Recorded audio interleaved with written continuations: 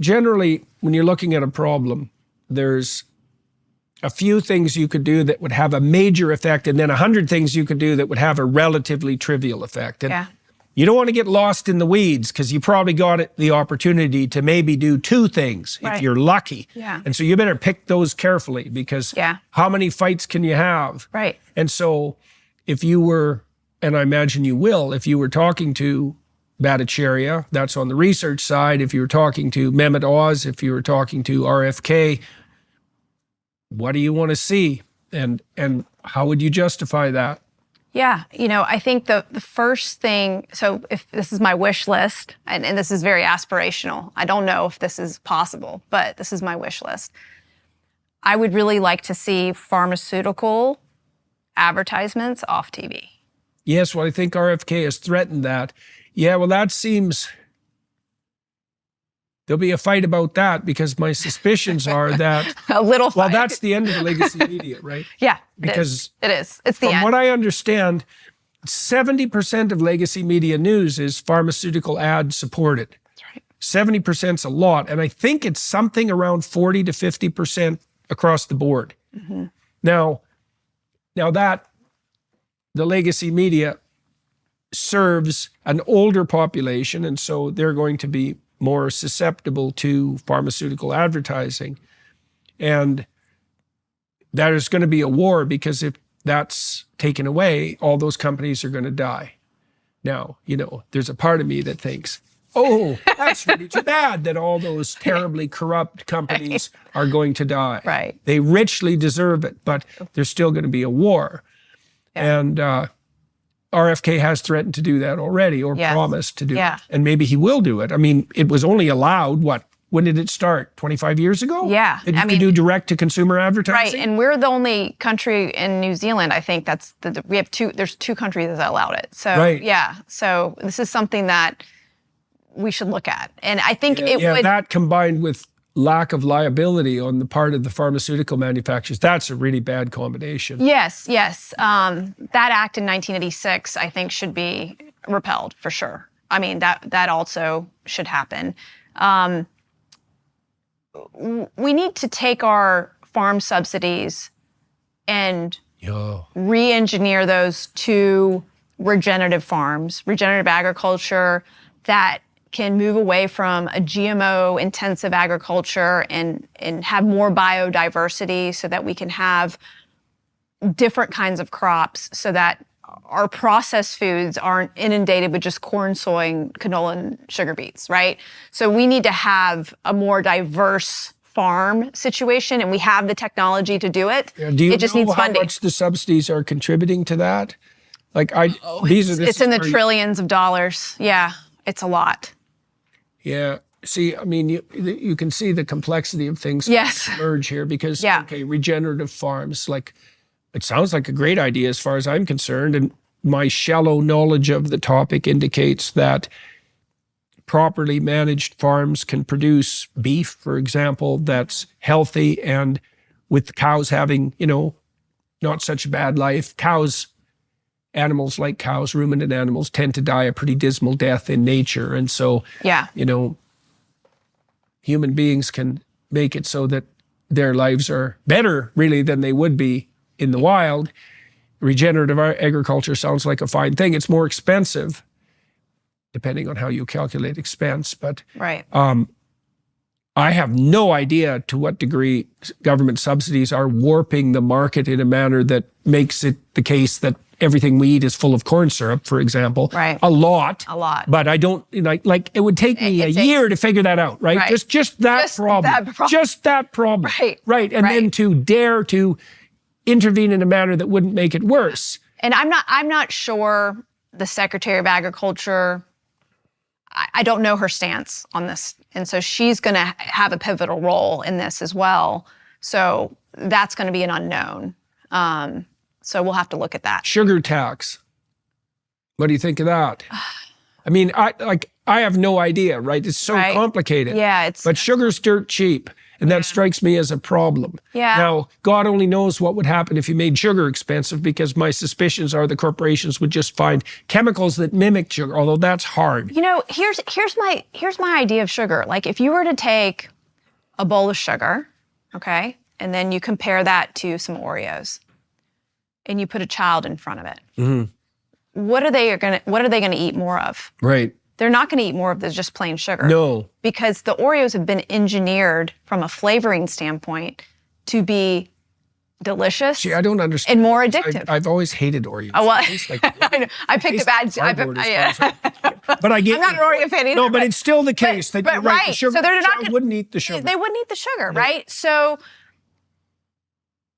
when it comes to a sugar tax, I don't know if that's solving the problem. I still think that we have to look at the engineering of food and how it's taking over our taste buds and our brains and made to be addictive, and figuring out how the food companies can still make their food delicious and tasty, but not addictive, right? We've got to unlock that somehow. And I think right again there. That's a terribly complicated problem. Yeah, but I don't know if the government's going to be able to solve that. I think maybe these outside lawsuits will solve it faster.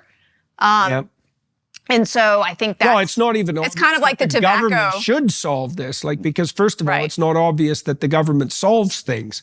Lots of people in government try to solve things, but they often make things worse. Right. And so another problem that you have to solve is, how do you specify the proper level of responsibility? We talked about that a little bit on the YouTube side.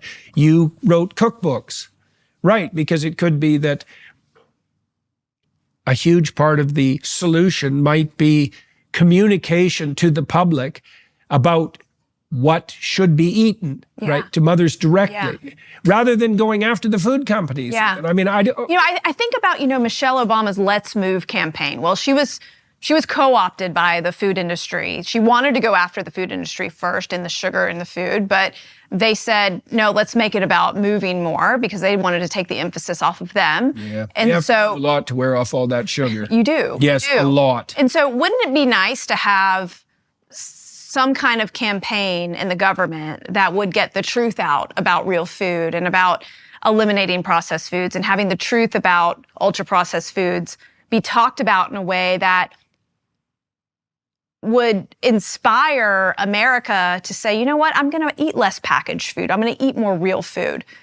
That's kind of what we need at that national level. And I think the government would be really great to do that, because they can get the right people involved. I mean, they would just need someone like a Jamie Oliver or Michael Pollan. Let's talk about Michael Pollan. This is Twilight Zone material where I can't even believe what happened.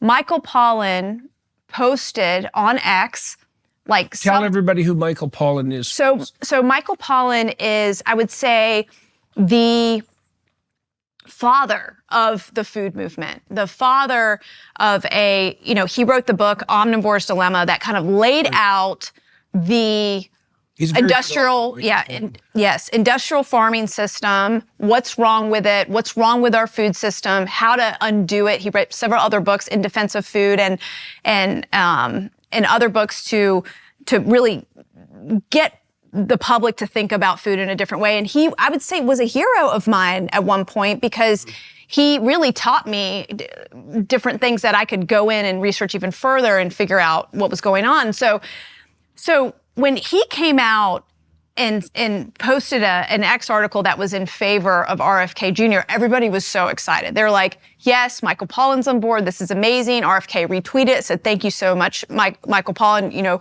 I'd love to have a conversation with you. Well, immediately Politico interviews Michael Pollan, and Michael Pollan is like, you know what? I don't want anything to do with RFK Jr. I don't believe in his vaccine stances. I don't believe in helping him. He is dangerous for the public. I hope he doesn't call me, basically, is what he said. I hope he doesn't call me. And I go, so here's where I have a fundamental problem with people who have been working and devoted their life's work to changing the food system.